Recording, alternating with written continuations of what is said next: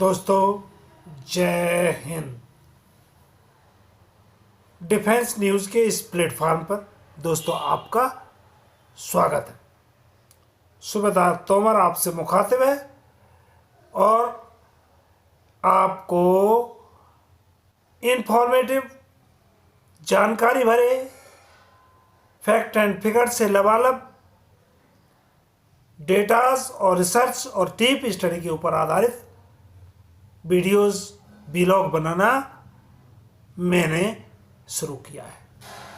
अगर आप दोस्तों समझते हैं कि मेरे व्लॉग्स में आपको कुछ स्पेशल है तो आप दोस्तों से निवेदन है कि मेरे इस चैनल को आप सब्सक्राइब कीजिए, लाइक कीजिए, कमेंट कीजिए और अंत में बेल आइकॉन की घंटी भी बजाइए, जिससे कि आपको तुरंत आपको नोटिफिकेशन मिले और आप मेरे व्लॉग को आप उसका आनंद ले सकें।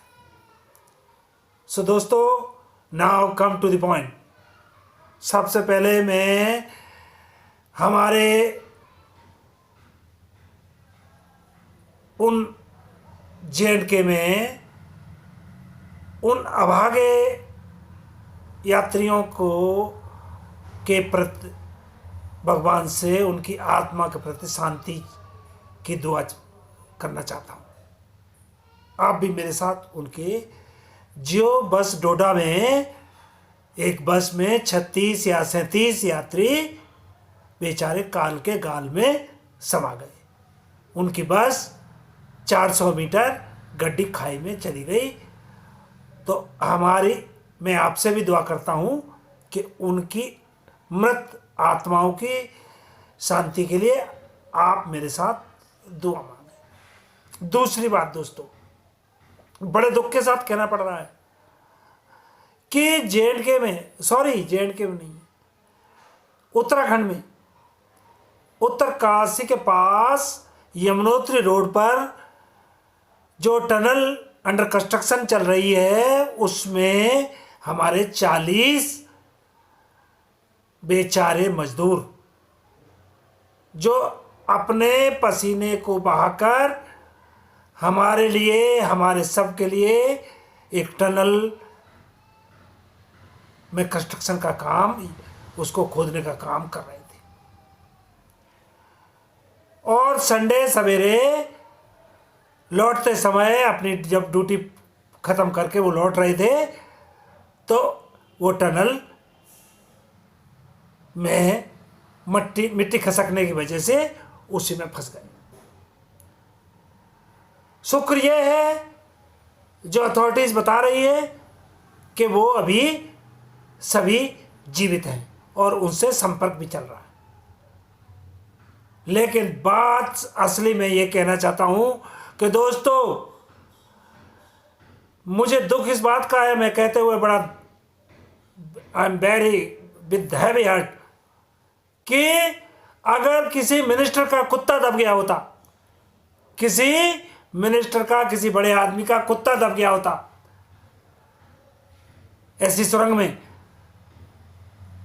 तो आज 5 दिन हो चुके हैं, उस कुत्ते को 5 घंटे के अंदर प्रशासन लगा दिया जाता और उसको निकाल के ये सकुशल बाहर कर देते। लेकिन हमारे 40 इंसान जो उसमें फंस गए हैं, उनके परिवारों पर क्या बीत रही होगी और इसके बारे में हमारा प्रशासन कितनी लचर व्यवस्था से काम कर रहा है। ये समस्या ये नहीं है वहाँ उनका रेस्क्यू ऑपरेशन नहीं चल रहा है, रेस्क्यू ऑपरेशन चल रहा है, बट उसकी स्पीड, उसमें जितनी तत्परता, जिसमें उसमें जितनी सिंसियरिटी या उसमें जितनी मतलब उसको उससे बहुत सीरियस तरीके से उसको सोचना चाहिए था, वो नहीं हो रहा है। क्योंकि हमारे देश में इंसानों इंसानों इंसानों में फर्क समझा जाता है। हमारे देश में इंसानों इंसानों में फर्क समझा जाता है। ये बड़ा दुख का विषय है, क्योंकि लोग गरीब मजदूर थे, इसलिए उनके बचाव का काम बड़े ही मैं कह रहा हूं बेतरतीब लापरवाही तरीके से चल रहा है। प्रशासन का इसमें पूरा पूरा मैं ये कहूंगा कि nobody is serious about that. तो दोस्तों, आप उनके हमारे इंसानी 40 इंसानी जाने हमारे भाई जो फंसे हुए हैं, उनको सकुशल वापस लाने के लिए भी आपसे मैं चाहता हूं कि आप दुआ करें। दोस्तों, अब मैं आता हूं अपनी स्पर्श पोर्टल हमारे डिफेंस पेंशनर्स की पेंशन का एडमिनिस्ट्रेशन सिस्टम स्पर्श पोर्टल पे माइग्रेट किया गया है, जिसमें कि 33 लाख डिफेंस पेंशनर्स को उस स्पर्श पोर्टल पे माइग्रेशन किया जाना है। और मैं कहूँगा ऑलमोस्ट 28 to 30 लाख उसमें माइग्रेशन हो चुका है। अब चूंकि सरकार ने कुछ करोड़ रुपए बचाने के लिए हमारे पूर्व सैनिकों के ऊपर ये बहुत बड़ा स्पर्श नाम की विपदा लाद दी। विपदा इसलिए कहूंगा कि जो स्मूथ फंक्शनिंग चल रही थी, बैंकों से हमारी पेंशन मिल रही थी और आराम से लोग बिना किसी प्रॉब्लम्स के लाइफ सर्टिफिकेट वहाँ जमा करते थे, और छोटी मोटी जो उनको कोई बैंक से प्रॉब्लम होती थी वो बैंक से डायरेक्ट अपना जाके 1 to 1 मिलके उसको निवारण करते थे। लेकिन जब से स्पर्श ये पोर्टल हुआ है, आपको सबको पता है कि यहाँ कोई 1 to 1 का सिस्टम नहीं है, एवरीथिंग इज डिजिटल। अब इसमें तो डिजिटल होने की वजह से कुछ परसेंटेज 2 या 3% और से 5% आदमी डिजिटली लिटरेट है, जो अपना उसमें स्पर्श पोर्टल में काम कर सकते हैं। लेकिन हमारा डिफेंस पर्सन तो पूरा ज़्यादातर उतना कंप्यूटर से भी नहीं है, कंप्यूटर का उतना जानकार नहीं है, इंफॉर्मेशन टेक्नोलॉजी के हिसाब से वो इलिटरेट है। उसके ऊपर और फैमिली पेंशनर जो कि उनके ऊपर ये लाद दिया गया है। लेकिन अब दोस्तों, चूंकि सरकार ने ये स्कीम हमारे ऊपर जब लाद ही दी है, तो हमें अब उसको ये अब चेंज तो होने वाली नहीं है। इसलिए दोस्तों, मैं सभी से निवेदन करता हूं कि आप इसमें आप जरा इसको ऑपरेट करना सीखिए। जो कम ऑपरेट करना जानते हैं या नहीं जानते हैं, वो अपने दोस्तों से या जो जानकार लोगों से मदद ले सकते हैं। इसके लिए मैं कह रहा हूं कि ये scheme in the long run उतनी बुरी नहीं है। लेकिन चूंकि बात तो ऑपरेशन की है ना, जब हम उसको ऑपरेट ही नहीं कर पाएंगे, हमारे पूर्व सैनिक उसको उतना हैंडल नहीं कर पाएंगे उस पोर्टल में, तो कैसे उसका फायदा उठा पाएंगे। लेकिन दोस्तों, मैं ये कहना चाहता हूं, इसका कुछ ब्लेसिंग्स इन डिस्गाइज भी है। मीन्स आपदा में भी अवसर का कुछ इसमें निकला है। मैं उसको स्टडी के तौर पे बता रहा हूं। तो दोस्तों, आपको मैं बताना चाहता हूं कि हमारे जितने भी हैं पेंशनर स्पर्श में ट्रांसफर में माइग्रेट हो चुके हैं, उनको चाहिए कि अपना उसमें से उनका हर पेंशनर का एक स्पर्श अकाउंट बनाया गया है। जैसे अपना PAO में लेजर होता था, ऐसे ही एक इस पर्स में हमारा अकाउंट बनाया गया है, जिसमें हमारे सभी पेंशनर्स को, पूर्व सैनिकों को उस अकाउंट के लिए एक आईडी दी गई है और पासवर्ड दिया गया है। ये इस पर्स की तरफ से सभी को भेजा गया है।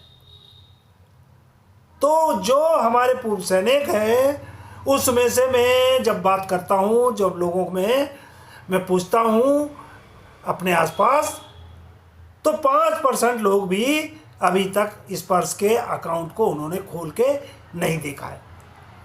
ये अब इसमें सरकार की गलती नहीं, इस पर्स के अकाउंट को आईडी मिली है और पासवर्ड मिला है, उसको खोलना चाहिए और अपने इस पर्स अकाउंट को चेक करना चाहिए।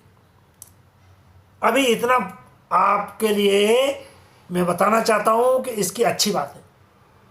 जो खराब बात है मैंने पहले ही बता दी, ये जबरदस्ती लादी हुई स्कीम है। अब चूंकि लाद दी गई है तो हमें उसको अब उसमें से अच्छी बातें ढूंढना पड़ेगी। अच्छी बातें क्या है दोस्तों, कि सबसे बड़ा इसमें जो हम पीपीओस, ज़्यादातर हमारे पूर्व पेंशनर होते थे, पूर्व सैनिक होते हैं, उनके करंट पीपीओस नहीं उनके पास होते थे, या कहीं मिसिंग होते थे, या किसी के ड्यू टू उनके रखरखाव की वजह से उनका पीपीओ उनके पास नहीं होता था। तो इसमें आप कभी भी इस पर्स अकाउंट में अपना खोल के आईडी और पासवर्ड डाल के आप ताज़ा तरीन पीपीओ निकाल सकते हैं। जो कोरिजेंडम पीपीओ आया है उसको देख सकते हैं। आप अपना पूरा फैमिली डिटेल्स को हमेशा चेक कर सकते हैं, और उस फैमिली डिटेल्स में कोई भी गलती है आप उसको पिन पॉइंट करके उसको अमेंड करवा सकते हैं। इसके अलावा आप टीडीएस फॉर्म, जिसके लिए बैंक हमें चक्कर कटाती थी, आपको टीडीएस टैक्स जो हमारा टैक्स कटता है पेंशन के ऊपर, उसका फॉर्म आपको विद इन शॉर्ट पीरियड अप्रैल या मई के महीने में ही इस पर अपलोड कर देती है। हम लोग वहाँ से डाउनलोड कर सकते हैं, और आपका सारा डिटेल्स, पे स्लिप, हर महीने की पे स्लिप आपको 2 या 3 तारीख को आप डाउनलोड कर सकते हैं। आप अपना जो आपकी करंट पेंशन, डीए या जो भी डिडक्शंस जो भी है उसके बारे में आप सारी चीज़ आप डाउनलोड करके आप ताज़ा तरीन देख सकते हैं। बैंकों में कभी भी इतनी फैसिलिटीज़ नहीं थी। कुछ बैंकें सपोर्टिव होती थी, लेकिन ज़्यादातर बैंक कर्मचारी हमको टरका देते थे, कोई हमको सपोर्ट नहीं करता था। तो दोस्तों ये तो आपको अच्छी बातें बताई मैंने आपकी, कि इस पर्स में कुछ आप तुरंत अपने इस पर्स अकाउंट को खोल के देख सकते हैं।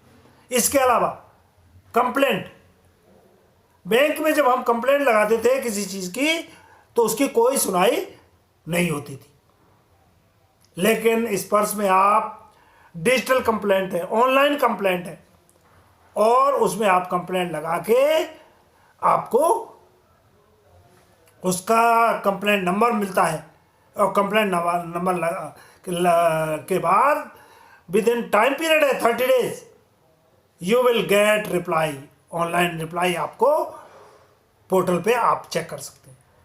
आपके बारे में आप अपना स्टेटस चेक कर सकते हैं कि आपके कंप्लेंट का क्या हुआ। तीसरी बात, जितने भी डॉक्यूमेंट हैं आपके पेंशन से संबंधित, उनको आप बड़े आसानी से आप अपने ड्राइंग रूम में बैठे हुए आप उनको चेक कर सकते हैं।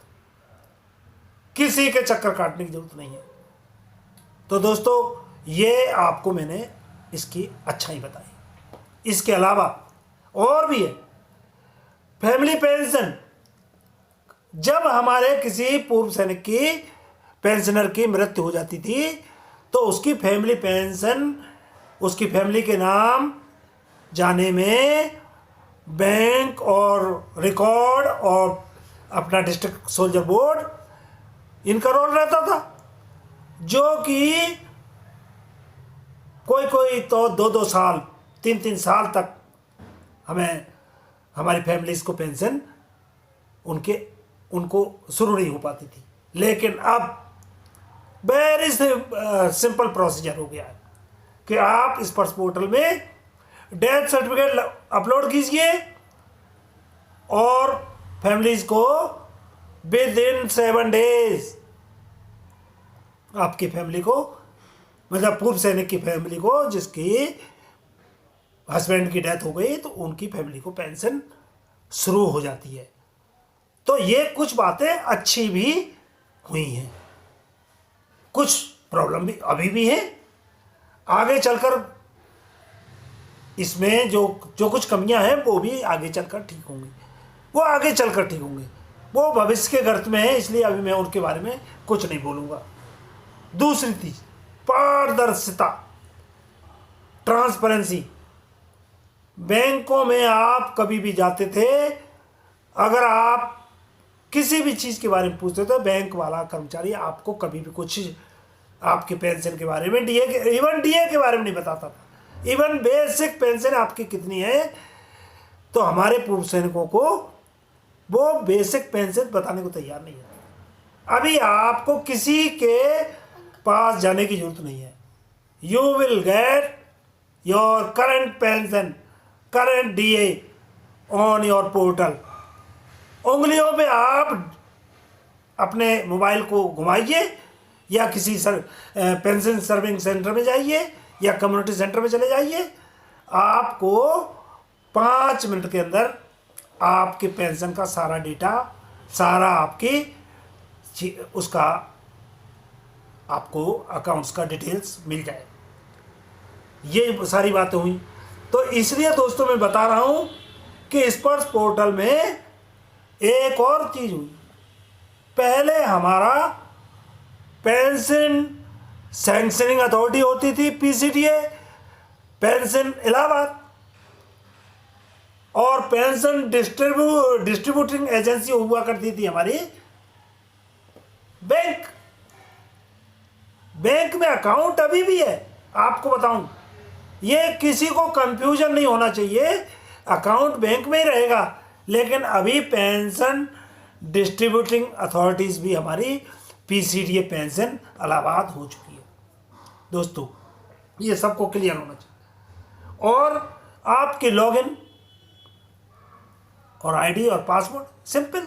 अगर किसी को लॉगिन और आईडी पासवर्ड अभी नहीं है, तो पूर्व सैनिकों से मैं अनुरोध करता हूं कि आपको जो पेंशन का हर महीने जो पेंशन का मैसेज आता है, उसमें पीपीओ नंबर लिखा होता है। उस पीपीओ में अगर आप 01 लगा देंगे तो वो आईडी बन जाती है। फैमिलीज के लिए 03 लगा देंगे तो वो आईडी बन जाती है। पासवर्ड के लिए कोई प्रॉब्लम नहीं है। पासवर्ड आप फॉरगॉट पासवर्ड में चले जाइए और फॉरगॉट पासवर्ड करके आप नया पासवर्ड अपने लिए क्रिएट कर सकते हैं। तो यहाँ मैं आपको बता दूं कि there should be no problem, कोई प्रॉब्लम है ही नहीं, बशर्ते थोड़ा सा नए आदमी के लिए आप उसको मैं मानता हूँ। तो ये तो हुई स्पर्श की बात। अभी दोस्तों मैं आता हूँ कि सबसे बड़ी चीज़, पूर्व सैनिकों का साथ जो हमारा 75 साल की जद्दोजहद चल रही है। पूर्व सैनिक हमारे सर्विंग सोल्जर के तौर पे, उनको हमारे सेना के अधिकारियों ने कभी भी उनको इंसान नहीं समझा। सैनिक तो छोड़िए, उनको इंसान नहीं समझा। उनको हमेशा कभी भी उनको जो entitle leave, entitle rest, entitle उनका जो वेलफेयर, उसको कभी भी नहीं दिया गया। और ऑफिसर्स ने इवन हमारे जैसे वार का जो इंफ्रास्ट्रक्चर था उसको अपने लिए इस्तेमाल किया, और हमको आर्मी एक्ट की धाराओं के तहत उसको आर्मी एक्ट को मिसयूज करके और हमको डरा के रखा या सप्रेस करके रखा, और उसकी वजह से हमारा सैनिक बेचारा सर्विंग सोल्जर, उसको सिविल में उसका एक अलग कंसेप्शन बन गया कि तुम्हारे घुटनों में दिमाग होता है। हमारे घुटनों में दिमाग कैसे पहुंच गया? क्योंकि हमें हमारे आर्मी अफसर्स ने इतना सप्रेस करके रखा कि हमको किसी भी तरीके से हमको फ्रीडम नहीं दी गई। फ्रीडम हमको किसी और से नहीं चाहिए थी, लेकिन गलत काम हो रहे हैं या गलत उसको जो होना अफसर्स कर रहे हैं उसके ऊपर भी अगर कोई सोल्जर मुंह खोल देगा तो उसको बड़ा एग्जाम्पली तरीके से उसको दबाया जाता है। इसको सुधार होना चाहिए। मैं मोदी जी से रिक्वेस्ट करूंगा कि प्लीज़ लुक आफ्टर। इसी की वजह से दोस्तों आपको पता है कि पूर्व सैनिक बहुत रोष में हैं और बहुत आंदोलन हिंदुस्तान के जगह जगह पे, मेनली जंतर मंतर हमारा और कई जगहों पे हमारे पूर्व सैनिक आंदोलनरत हैं। उसकी वजह से आज चारों तरफ इवन आर्मी ऑफिसर्स और सारा हुज हू IAS अफसर्स और सरकार भी हिली हुई है।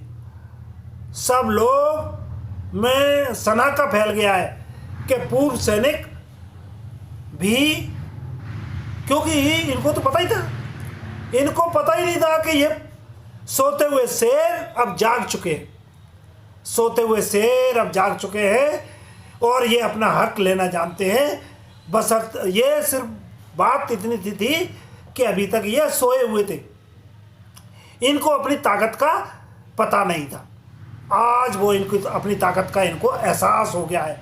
आज सरकार को ये पता चल गया है कि ये लोग विदाउट एनी किसी हेल्प के, ऑफिसर्स नहीं तो हमारा है ना, हमारे किसी भी डिमांड को ऑफिसर्स के थ्रू भेजा जाता था। तो दोस्तों आप समझ लीजिए आज हमारा सोल्जर उठ खड़ा हुआ है और ये फाइट टू फिनिश है। दिस इज अभी नहीं तो कभी नहीं। दोस्तों पूर्व सैनिकों में आपको फिर कहना चाहता हूं कि पूर्व सैनिक संगठनों के कई धड़े हो चुके और कोई धड़ा अपनी बात कर रहा है, कोई धड़ा अपनी बात कर रहा है। उससे आपको कुछ लेना देना नहीं। 19 नवंबर को FBA का एक सेक्शन है, उन्होंने मेरठ में हुंकार रैली की आह्वान किया है, तो आपको हुंकार रैली में भी जाना है।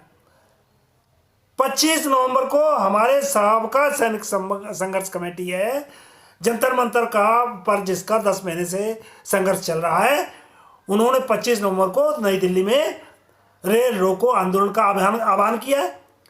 तो हमें उस आंदोलन में भी पूरी तरीके से तन मन धन से हिस्सा लेना है। हमें कौन, हमारे उनके जो नेता लोग हैं उनकी क्या मंशा है, उनकी क्या स्वार्थ है, उससे हमें कुछ लेना देना नहीं। हमारे आंदोलन को हमें पूरा जिंदा रखना है और सरकार को दिखा देना है कि अब हम रुकने वाले नहीं हैं।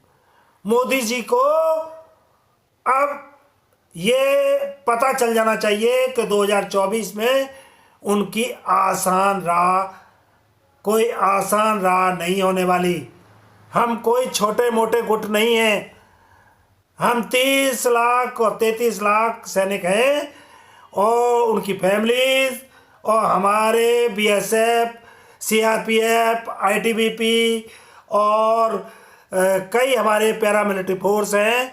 ये सब हम एक ही हैं। ये सब मिलके हम, इनका सारा समूह 5 करोड़ वोटर बन जाता है, हमारे फैमिली सब मिला के। और अगर हमारे रिलेटिव मिला दिए जाएं तो ये फोर्स 10 करोड़ वोटर बन जाते हैं। 10 करोड़ वोटर में मोदी जी आपके सिंहासन को हिला देंगे। तो अगर या तो हमारे पूर्व सैनिकों के समस्याओं को, उनकी 1 रैंक 1 पेंशन, उनकी सारी समस्याओं को आप, उनके साथ हुए अन्याय, भेदभाव, अत्याचार को आप तुरंत उसके ऊपर एक 3 जजों की कमेटी बिठाइए। उसमें हम लोग अपने पॉइंट रखेंगे। अगर उन पॉइंट को 3 जज की कमेटी, उनके ऊपर फाइनल हमने छोड़ दिया है कि अगर वो चाहें तो हमारी डिमांड्स को रिजेक्ट कर सकते हैं, but they should have to give the logic. बिना लॉजिक के हम भी मानने वाले नहीं हैं। तो दोस्तों, आज इतना ही। आज के लिए आप अपने दोस्त सुबेदार तोमर को विदा कीजिए। तो मैं आज का वीडियो दी एंड करता हूँ। जय हिंद। Thank you.